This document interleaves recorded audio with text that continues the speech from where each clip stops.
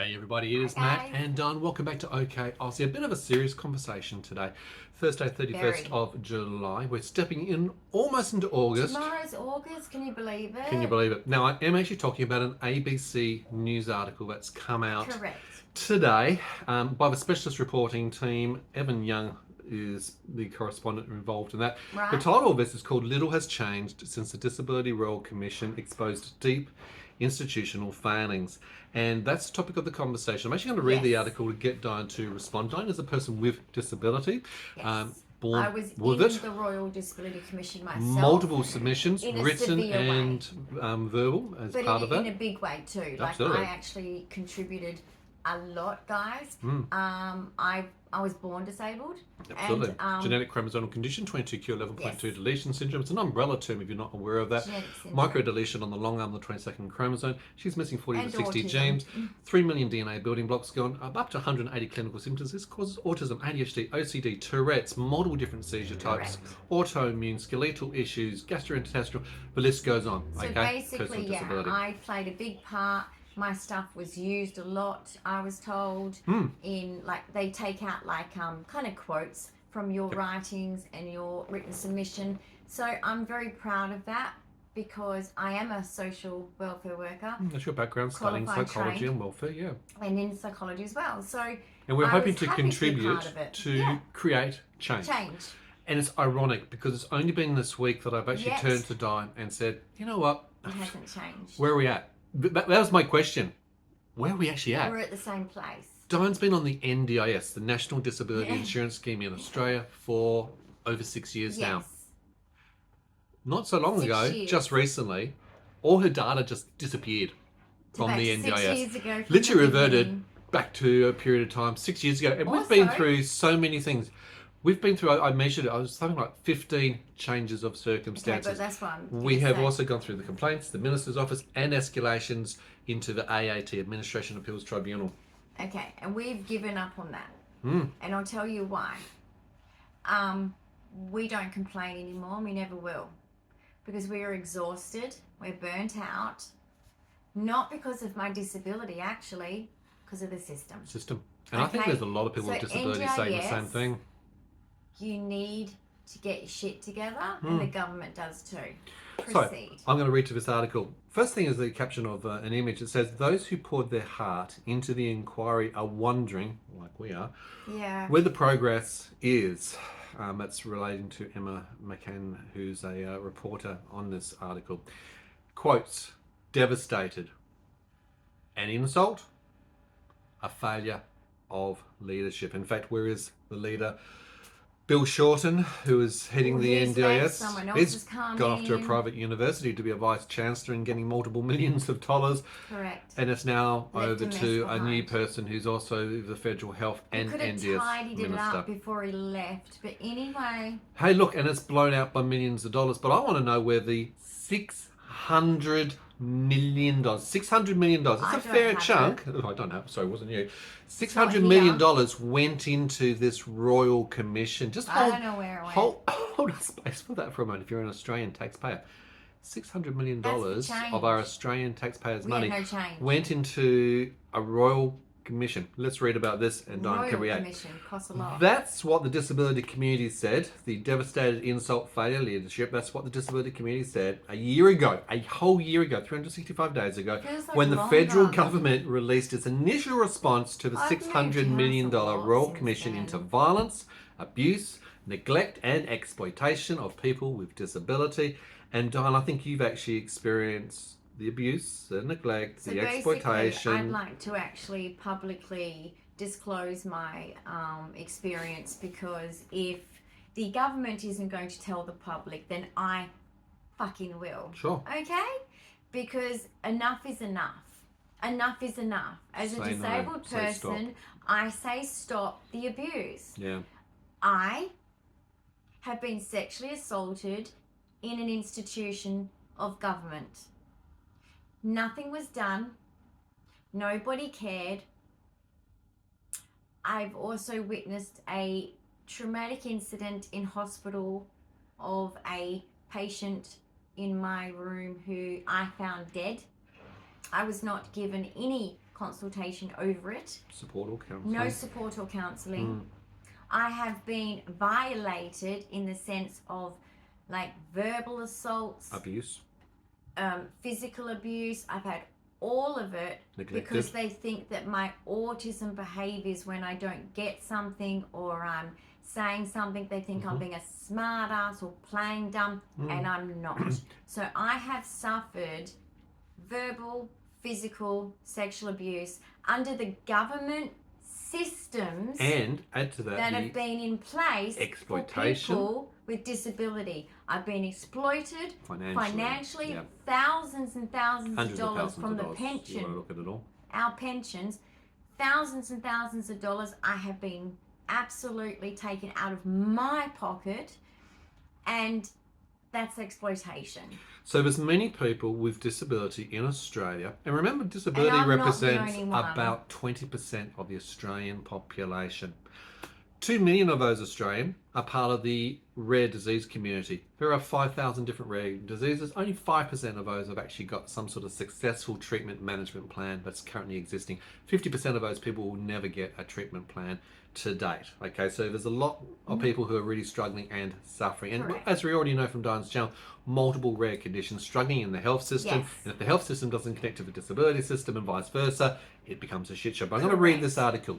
The Disability Royal Commission, okay, has been done into aged care and into the disability sector. And on both channels, I have to ask the question, where the heck are we? Why are we spending money doing these things? Are suffering too. For it to be swept under the carpet. Yes. But here it reads, it came after 4.5 years.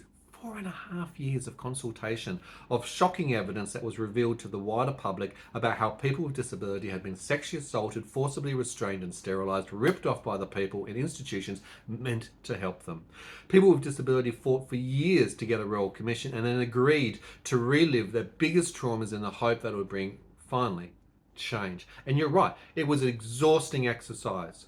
To write, to submit, to speak to the commissioners, to go through that process, to relive it again for both of us through that exercise. I remember it all for the hope that it's going to create and initiate change of improvements. The overwhelming feeling last July in 2024, after the initial response to the Commission's 222 recommendations, was that measures to address them were just simply being picked off, kicked down the road.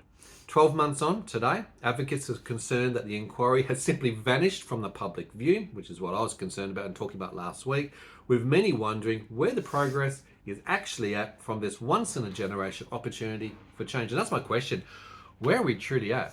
Why bother going through the horse and pony show, the facade, spending $600 million to achieve nothing, to make no changes, to have the same issues? It was a waste. Still existing today. And that's what we do on our channel. They could have spent that money educate and advocate about on fixing those things. Absolutely. I mean, I'm sure there's volunteers out there, like myself in my job. We volunteered many hours on top of paid hours. Yep. I would have happily been part of even helping out, listening to stories, documenting stories, note-taking, collating, everything. And I'm sure many other disabled people would too. Yep. It didn't need to cost that much. No. But for it to cost that much to get no results, shame on the government. An absolute shame to the Australian government and the Australian community, and the people of Australia. You should be mad because you should be absolutely asking questions. What's going on? Why? I really hope that everyone listening to this understands that 20% of the Australian population are disabled. Yep. Not everyone is profoundly disabled like myself. Or deal with disability in their lifetime. There's a varying degree for everybody, okay? But it doesn't matter. Everybody has their own needs, and their needs need to be met. We are a new age society, aren't we? Where you pay your taxes too. We did self-funded for 25 plus years. You expect that when you can no longer do so, you're safe. I have not been safe since. I was not safe before either, as you've heard. Okay, I have been disabled for my lifetime, but I'm just saying. Yeah. When family and the system let you down, what have you got? and then you're left to the adult system, and then that's failing. Absolutely. And it is concerning. And particularly for the children who are born today with disabilities. Like I said, 50% of those genetic rare conditions are not going to get diagnosis. It takes an average 10 years to get a diagnosis. And if you don't have a diagnosis, how do you go and get disability services? Because the system goes, don't know, you haven't got anything, it's not stabilised. The problems present. Let's talk to this. Many of the issues identified remain today unresolved. We can contest to that. Without clarity on what action is actually being taken and when. Women with Disability Australia CEO Sophie Cusworth had said that uncertainty is really distressing for many people in our community. And I absolutely agree with it. I'm sick of the uncertainty. I'm sick of the loop. And Diane just spoke to it a little moment ago. We have not got the energy, I certainly don't have any more, to do submissions and write complaints and escalate. Like I said, we've been, the minister of the NDIS office knew me very well, first name basis, with the conversations, the NDI complaint system. I spent a year in that loop, and a lot of it was simply because of fraudulent providers who are ripping the system off. And do they get banned? Do they get told off? Sophie, there's now a new watchdog which is designed to actually target those individuals and the fraud that's been created, and it's still not even scratching the surface. So let's have a look at what actually has changed. Where are we at after 3.5 years? $6 million of the Australian taxpayers' money that's gone into a Royal Commission. You've got to remember, there are people right today, being sexually assaulted, being physically assaulted, verbally assaulted. Some of them on a daily basis. It hasn't stopped for some of them. Okay, this is not okay. Australia is a first world country. And many providers are still being now discovered. 20% of the population on the weekly basis are vulnerable. Correct. And with that, you can also go back and have a look at some of the outcomes, some of the open forums of disclosure on YouTube channel for the Royal Disability Commission. If you Google it, you'll be able to find it. We've spent hours, and it does bring you to tears. I would actually like a lot more providers in this space to spend some time, because doing so, and it comes with a trigger warning, absolutely. Because I even realised that I was probably part of those babies that also was treated like that. Absolutely. Just to share a story here, a woman's child, when it was born premature in the 90s, that the doctors were, no, we don't intervene unless it takes its own breath. It's, in their eyes, this child needs to be strong enough to be worthy to live, instead of, say, if you're already born and you've gone home and you're a kid or an adult and you go to a hospital ED and they help you if you're not breathing. They don't do that for premature babies. That's disgusting. But that's just one example of the horror stories you will hear. The horror stories. I was a premature baby. I would have been a baby that they would have gone, let's just see if she's got like some strength. Otherwise, forget it. So let me speak to Evan Young, who's the author of this particular article. The article is called "Little Has Changed Since the Disability Royal Commission Exposed Deep Institutional Failings." It is on the ABC News app. What's actually changed is the section I'm now at. Simply put, the Royal Commission has led to very little real world change so far to date. And that's after $600 million. I mean, Jesus, if someone spends $600 million, you'd really like to know that that's gone to some benefit, and you'd like receipts for that.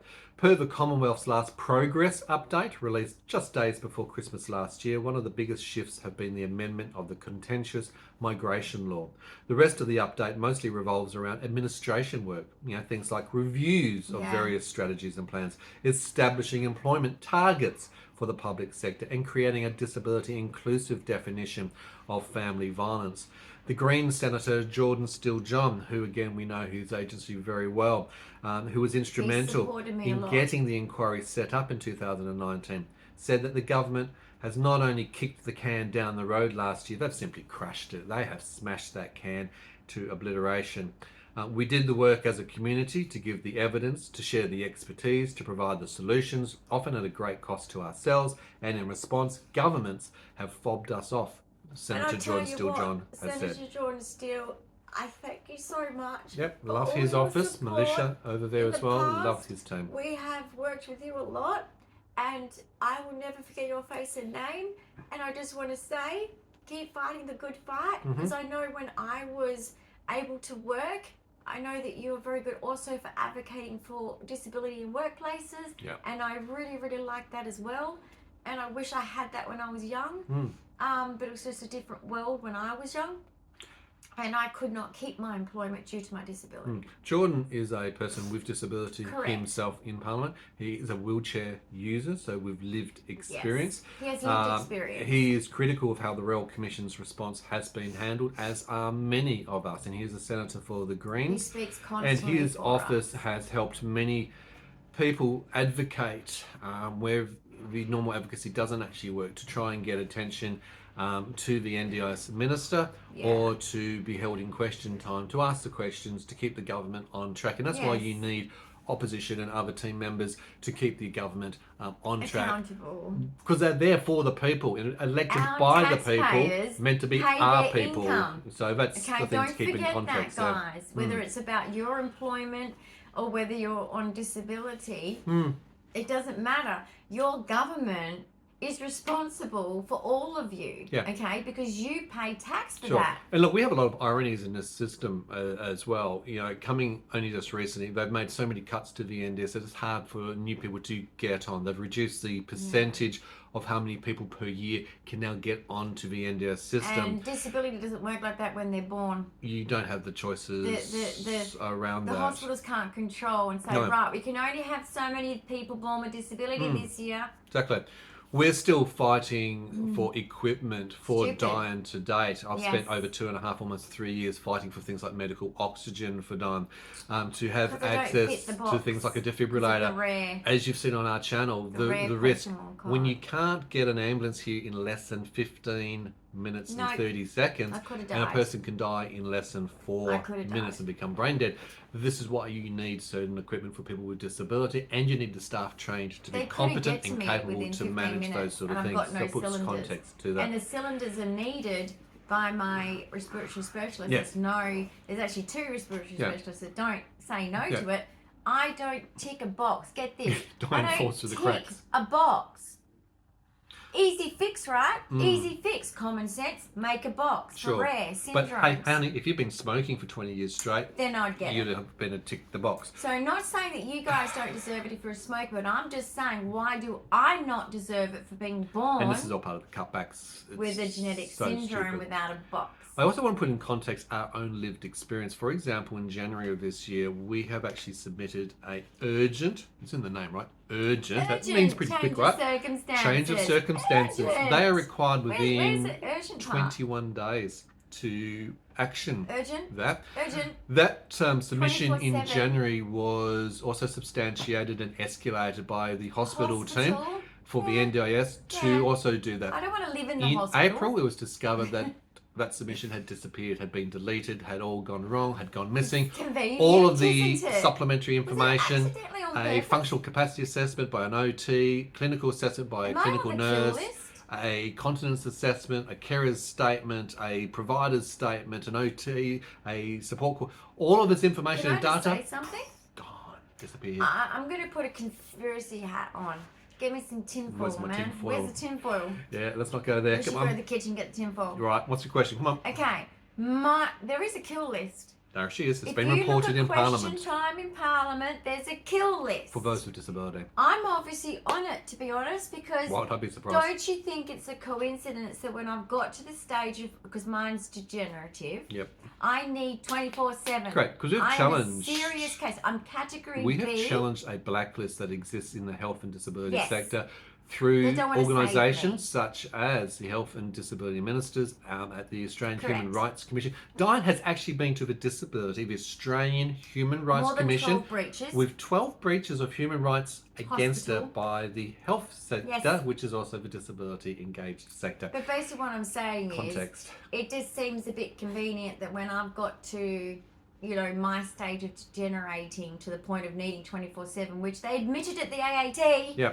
That's the Administration Appeals Tribunal, the highest level of complaints for that. They knew they would have to give it to me because I'm a category B for your condition. Participant. I'm in the complex section of NDIS. Complex supports needs, so basically, I need 24/7, minimum 16. So you do the overnight, but really you shouldn't be because you could go into hospital. Sure. You could need respite care. How many support workers do you have at the moment? None.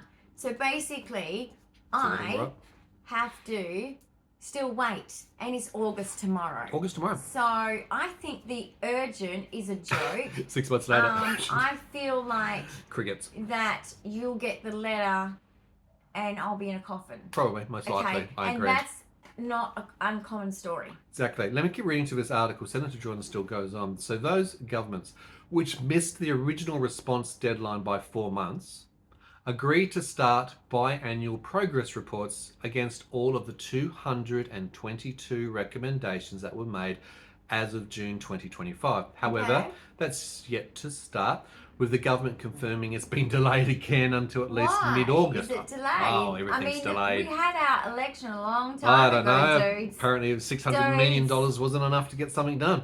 So there's commitments to bigger ticket recommendations, such as phasing out segregated education, housing and employment, creating a Disability Rights Act, and changes to the guardianship laws across the country have been largely absent from progress reports, as well from the federal and state budgets. Those things don't get done. I mean, it's like the Australian Human Rights Commission for Health. There's not a single thing in the Australian human rights historically that's actually been done about the Australian health system. It's all done about integration, but not for Australian health system or hospital. Breached. 100%. They'll tell the hospital you've been breached. The guardianship but law. There's nothing they can do. Guardianship laws are not worth the piece of paper that they're written on by the Office of the Public Advocate. Which is dangerous. They're actually quite commonly ignored by health and disability sectors, which is illegal and also dangerous. Crazy, Don't let them refuse it. It is a legal document. It is your legal right to have a guardian. And I've got 22Q. I have to have a guardian. So all of these things, the segregated education, housing and employment, creating a Disability Rights Act, changes to guardianship, all essential. They've been absent from progress reports, and they're also absent from both the federal and the state budgets. If they're not budgeted, you don't have dollar signs to make the change. That means nothing's going to be implemented. I mean, that's common sense, yeah. So when they have appeared in budgets, they're sometimes been in opposition to the Commissioner's recommendations. For example, Queensland recently announced plan to open 6 new special schools. I thought they were actually stopping all special schools. I thought they were stopping segregation. So what are you doing now? Are you doing it or you're not doing it? That's confusing. Sometimes they're good, but it depends on if they're given enough money. Many items from the initial response were listed as needing further consideration, because I guess 3.5 years, $600 million wasn't enough to actually consider. But exactly how far along that consideration has come, it remains unclear to date still. I'm a disabled ex-child because I've grown up. You've grown up. I turned 18. Well done. It was a surprise party. I hated it. No, I didn't really. But don't like surprises. Yeah, anyway, autistic, no surprises. I finished year 11 with only one failed unit, human biology. I wouldn't cut the rat. End of story. Okay, let's leave them. But it was probably more dissecting than that. alone. It was a hard unit at my developmental phase for me condition. But I was struggling with all of my units. I think most of them passed me as sympathy, to be honest. I think he was the only honest teacher.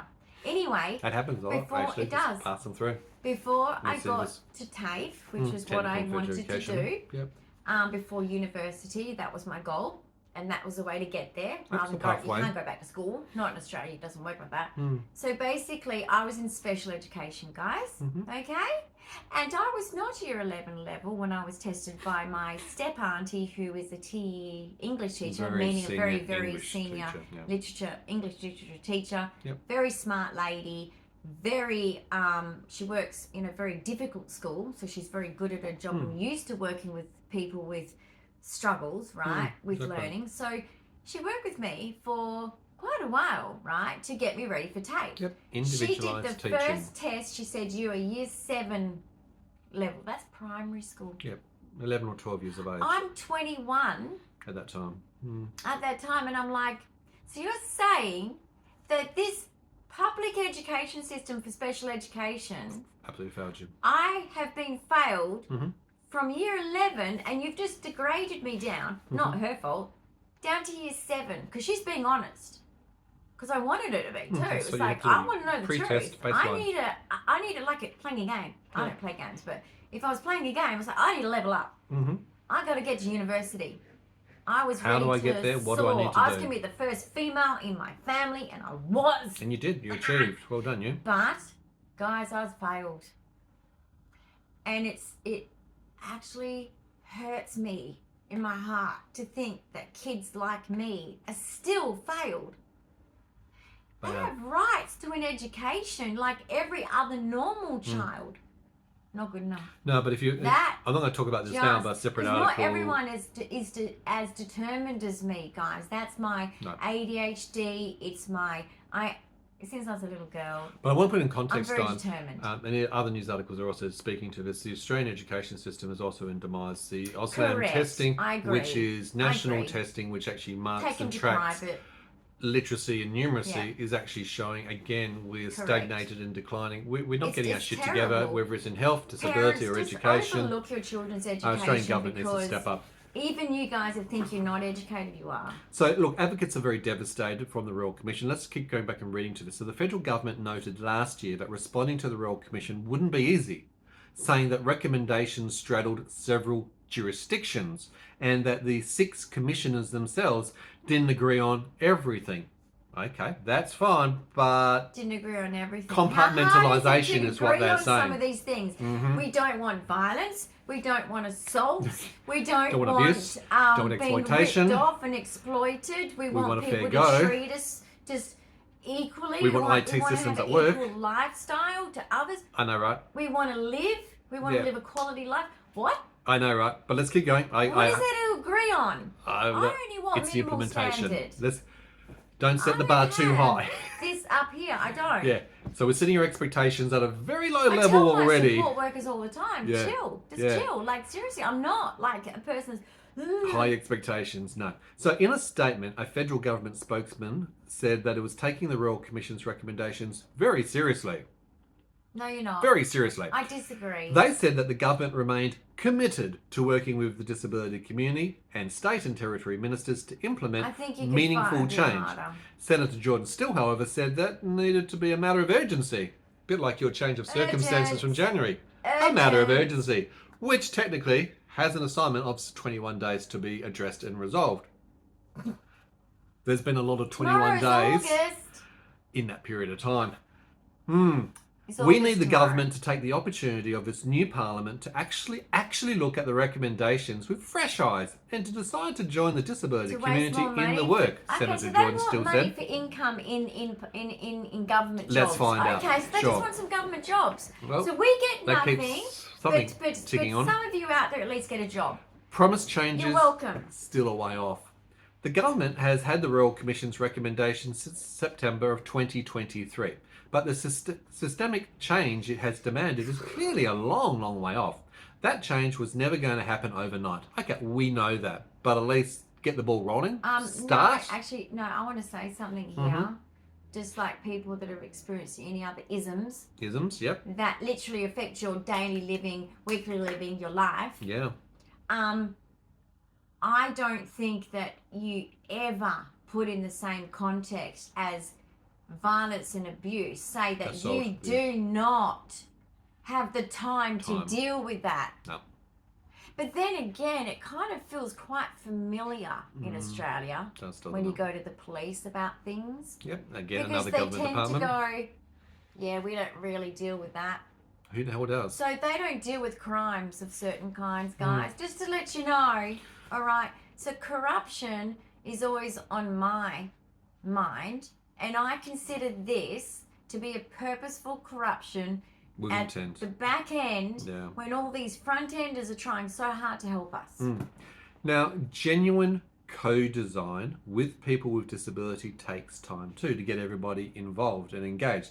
You've had 3.5 people years. Have been engaged. You've had 3.5 years of doing the Royal Commission. Everyone's been putting their hand There's up, already happily. Previously, and you've worked with WACOS and ACOS and other organisations in the disability and the health this space. Disability Commission alone, me alone, and there's many of me, they said there's heaps of people where they've got more than enough. They didn't even need more. Yeah. They spoke to me on the phone for hours.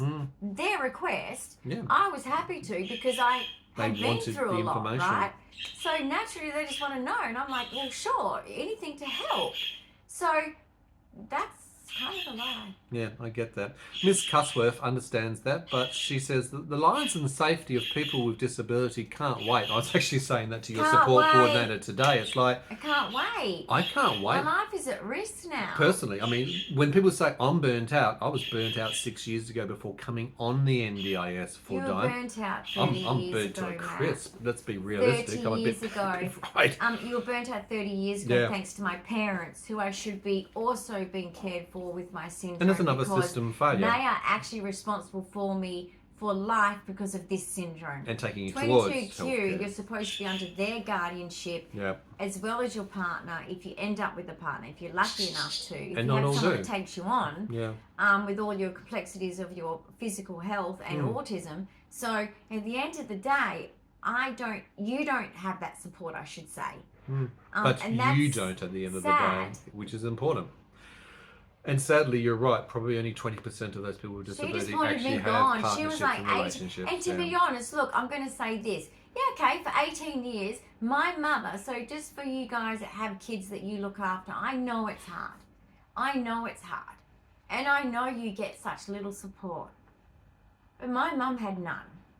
She was a single mum of a medically complex child, of an autistic ADHD child. And the health system, the disability system is not helping. Special education child. Yep. Okay, it's not easy. And I know this for you parents. She did it with zero help. It's not an excuse to chuck me to you and run away, but I'm just saying.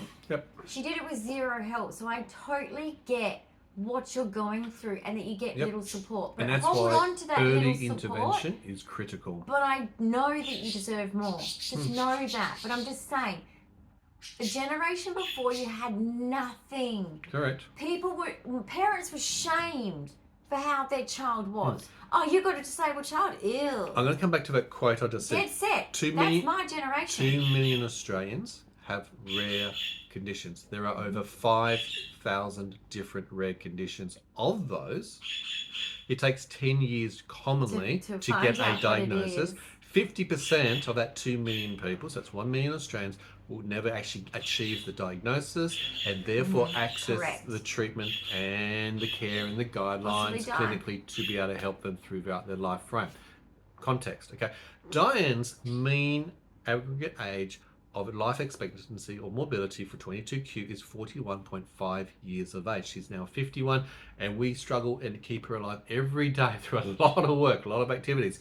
And again, that's why she's meant to have 24/7 supports around her. Crickets, I'm looking around me at the moment, don't have those. Meant to have nursing supports, don't have those.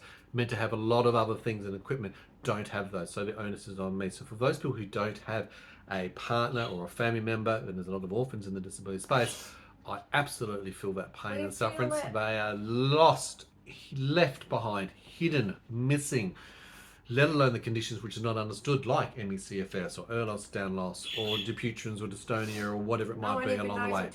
Don't even know those names. You guys through me, but you know. That's educating and advocating. I'm going to come back to this. Every day that goes by without meaningful change is another day that people experience harm and discrimination, she said. And you know about the discrimination factor. That's why we've been to the Australian Human Rights Commission, and they've actually recommended us to go to the federal court under discrimination as well as medical negligence. We don't have the finances to actually get private lawyers to actually take those actions. That's the honest reality of the situation, even though there is a case to bear to deal with all these things. Sally Robinson, she's a professor of disability and community inclusion at the Flinders University. She's got some sympathy for governments because of how complex the situation is. But I really do wish they would be more transparent. That's interesting. Comes back to that communication word I keep talking about. So that we all have an idea about where that work was up to and why it's taking time. If you just talk to the people, people then have an idea and understand that you are actually taking it seriously, that it's going to be addressed, and they've got something to look forward to and plan around it. In the meantime, we have no information. If we let this sink from view, we're saying that it's okay for certain people to live with a certain level of violence in their lives. We don't make those kinds of decisions about other members of the community. But you know what? It's something that I'll always have to tolerate. Coming across sometimes the wrong specialist at the hospital who doesn't pick up my file and thinks that I'm just a healthy 51-year-old with just chronic illness or something, and I'm not saying that you guys should be treated that way. Not at all. But I'm saying, like, I've got a lot of life-threatening things. Oh, so you know. And so basically, you know, I can sometimes say, look, and I'll try and explain it, and being autistic, you know, it takes a long time for me to explain things. Communication's not so strength. they just start yelling at me. They do. And I get scared. Absolutely, I get that. Can I just talk to that for a moment, Don, because you just brought that up, and I want to bring up two things that we've actually done, even today. Today, we actually spoke to St. John's Ambulance Organisation. I've emailed them through information on Diane's condition, the whole synopsis of what 22Q is, information that's provided to the hospital as the key summary across all the major Perth hospitals, because we've centralised Diane's care away from 7 separate hospitals to one major Perth hospital. Yeah. They now have at the hospital a single A4 page document about the communication needs for a person like Diane who's got 22Q and autism and Tourette's, neurological conditions around that with GDD and IDD, and has difficulty in the conversation, might have to use AAC, augmented communication device. That information is now on file at the hospital, in the ED, and for every clinic. It's even been printed out and laminated, and I know that the operations manager for inpatient has done those actions and has communicated that to me, which is a great thing, but it's taken 2.5 years for me to achieve and get to that level. That's going to help create inclusion of disability to provide accessibility and access for Don. Hold on, let me finish. With the St. John's Ambulance, it's the same concept. We had a recent experience for another cardiac event, and they have received now information on how to access this building, how to access through the security, where to park, how to use the lift, what stretcher they can take in, all that sort of information. How to manage Diane's condition, her allergies and medications, her communication difficulties. It's better all than that's been expressed. You can't do it in an emergency. In an emergency, you're focusing on a short, sharp, here's the basic information. But you do need to know the rest of it to create context. And they need to know I don't have the oxygen cylinders here. If you don't have context, it's they said to you, didn't they? Yep. Get a defibrillator. It's like, and it's like, where the hell from? I'd like to go get one of those. I've been asking for a while. You think that people have that in their houses? But for a patient like yourself, it's actually necessary and it's life-saving. Otherwise, I'm doing CPR by myself whilst trying to be on the phone, whilst trying to answer a front door. Can you do those things simultaneously? I guess basically what I was trying to say is, look, I agree with, and I guess I just want to put something out philosophical here. This is great that we're discussing these problems. But you know what, guys? And I think a lot of you probably know the same thing too if you think like me. You can even put these things in legislation, but it's down to the person. And it's not, don't ever group people together, okay? Always treat everyone as an individual of how they treat you. Don't ever sort of go, oh, well, that one person from there did that, so they're all bad. It's not like that in life. You have to separate each individual for how they treat you. No assumptions, So, but that's the problem with them too. They can be told that there's problems with disability and we need to be more autism aware, disability aware, blah, blah, blah, blah, blah. But if you get a doctor, nurse, orderly, whatever, who doesn't give a damn. Doesn't give a shit that day. They just turning up for their money and they don't care. It's down to the person. That's the saddest thing of all. And you know what? It is actually. I'm just going to say something here. Since 2020, where did the ethics of society go? Please, someone, if you're philosophical, help me out on that one. I'm trying to figure out, because I know before 2020, we had more societal ethics than we do now. Where did it go? It comes back to that medical Hippocratic oath, the do no harm concept.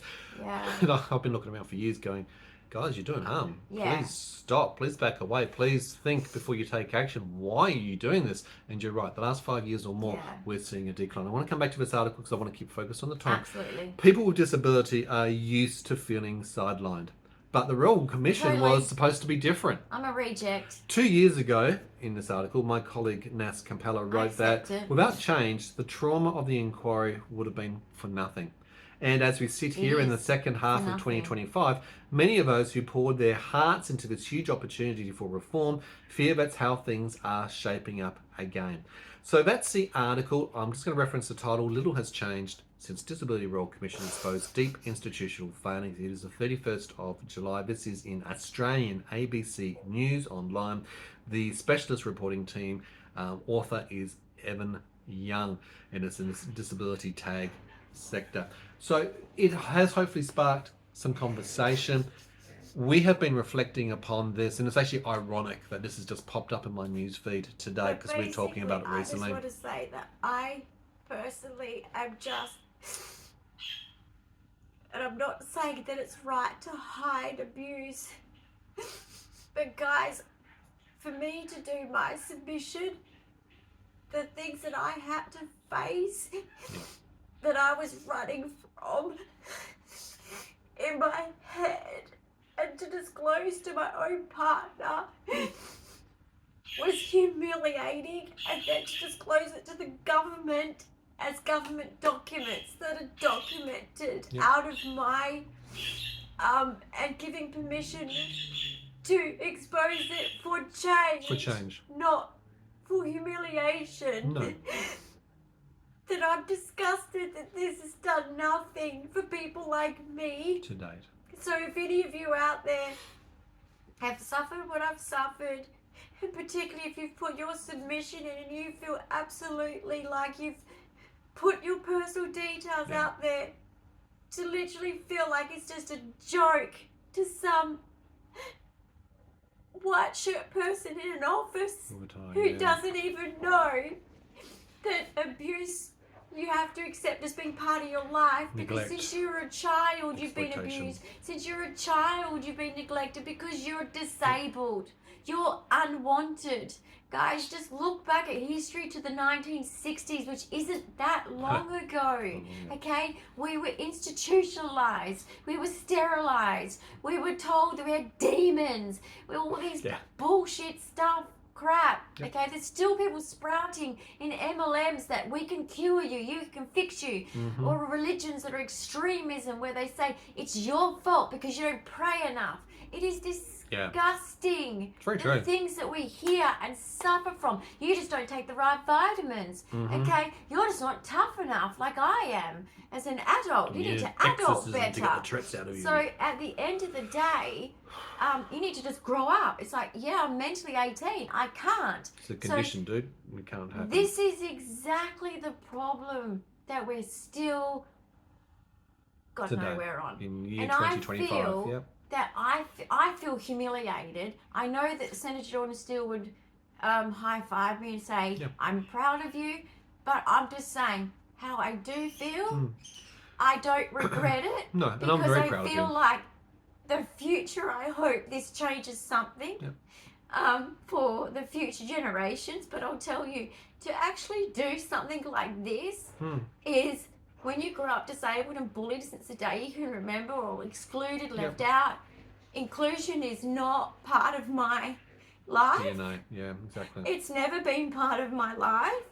That to have this, just to actually talk about it rather than run from it, which is more palatable for my brain.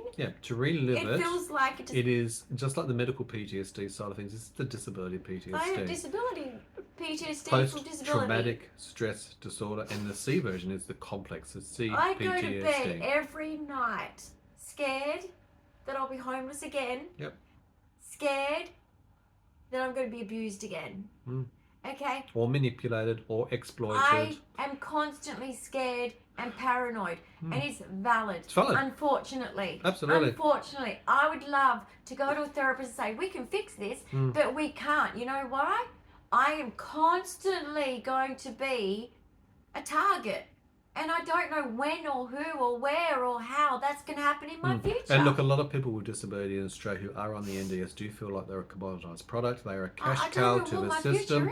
That it is easy pickings for money grabbers to come along and just simply take the money and not provide service. And we've seen this so firsthand, unfortunately, in this space.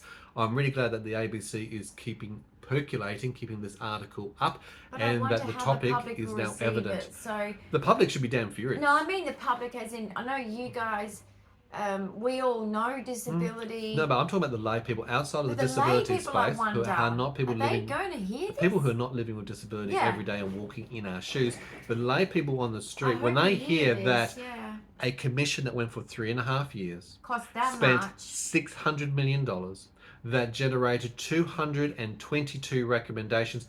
I haven't got the number here, but I think it's probably only 6 or 8 recommendations that have been actualized or started to be actualized out of 222. Fucking ridiculous. Sorry, I'm being blunt as you can be. This is un-Australian. This is unacceptable, and something needs to change. I'm not going to say that men aren't part of getting abused. Not at all. Not at all. But women are more vulnerable. Yep. And we know why. Yep. And it's got to bloody change. Correct. And people with disability generally are more vulnerable. And I tell you bloody what, I won't stop on that one if I ever get another opportunity. Seeing as I've already started it, I will keep going and fighting for disabled women to be safe and secure in all institutions of government. Thank 100%. You. And look, because it's not acceptable. Our channel, OK Aussie, is here to help create and educate and advocate for what we're talking about here today. It is life with disability. Life as a couple, whether it's a person who's got disability or the person who's a partner to, in a family in that condition, who is the informal carer and the support, working through systems such as the NDIS or the WA and Australian health systems, the reliance on things like the PBS or the Medicare systems. These are the conversations that we have, plus just trying to live, generally trying to live. We have done things independently ourselves for 25 years, as Diane's outlined, until we were forced to a situation where I had to stop work to become Diane's full-time carer. When she's having 28 seizures in a day, what the hell do you do? You know, when the health system doesn't know what's going on. And I had to actually go forth and research and learn about genetics and medicine to get a diagnosis. And we're here today now with that information. First and now in Australia. Been so much work to achieve that. Okay, so to all of my asshole people for 30 years who fucked up, not my current GP, you're not included, dude. Yeah, he's brilliant. Step up on your podium, okay? And everyone give him a gold medal. Yeah. At the end of the day, I'm just going to say, you can all fuck off, okay? You all You're allowed to say that. Got your swimming pools and your nice cars and your kids' private education out of my GP visits for 30 fucking years. Yeah. And you lied to my fucking face. You lied to my face and you never investigated a damn symptom because you know why? I'm a woman. Yep. I'm a woman. I started my heart problems in my early 30s. Correct. Shame on you. You guys that I've gone to were Medicare doctors, you're government paid, which means you're public paid. I'm the public. Exactly. So many patients have been failed by both the health and the disability sectors. If my adage, I was going to get the T-shirt, if you don't test, you don't find it. A lot of things are just common sense. Yourself. Okay, defend they your really children. are. But this Royal Commission, I thought was going to bring hope. I thought it was going to be the shining light on change. And they spent the time taking on board all the information, all the submissions. They broadcast it, which I think is really good on YouTube, and it's worthwhile having a look at that in context. But it's already what I know. I've seen this firsthand. Looking at it, guys, to wrap this up, the comfort in looking at it, as much as it's trauma that you're hearing from other people, none of us want to hear that. For them, or to hear it, that it's happening in our country. Absolutely. But it might give you comfort that you're not alone. Yeah. That your experience was not the only one. No. That we are. And there's more who haven't spoken because they're too scared. Correct. Okay? Or not able to. So, I know that when you're safe enough to speak, you should speak. You should speak. But only to the right people. Okay? And to be honest, I do wonder, is there any point in speaking? I've is there any point? Through the complaints cycle, I've spent years in with agencies like HADSCO or APRA or Disability Royal Commission or Australian Human Rights Commission. To be honest, I think they're all toothless tigers. Well, the Human Rights couldn't even help me. That can't take action. Toothless tigers. So what's the point? Yep. And there's human rights breaches against me 12 plus. It's insane. But there are so many people who are dealing with that as well. Guys, if you have found that this has been interesting, please do give a big thumbs up. I'd like to hear a like on this video. Yeah. Comments, questions, your own ideas or suggestions, your lived experience, your frustrations. That's okay. Pour them out. Let it out. It's perfectly fine. You're allowed to do that. You've got to have a channel. So long as it's the YouTube guidelines. Yeah. Documented here. Because you know why? We care. We give a shit. No, people will read. Other people will read. Okay? Yep. If you want your voice heard, that's what I'm also here for. This platform is for your voice. For and our in community. the comments is your voice, and Correct. it matters. Yep, I love you all. If you're new to the channel, please subscribe, hit that notification bell. Please share our videos and our channel wide so that other people who are maybe isolated, you're not alone, not coping, not aware, can also feel connected and feel some hope and also share their story through their voice. Thanks very much for watching, guys. We are together. Disability together. Bye for now. Hashtag disability rules for us. Indeed. We are a family. Bye, Thanks guys. very much. Bye.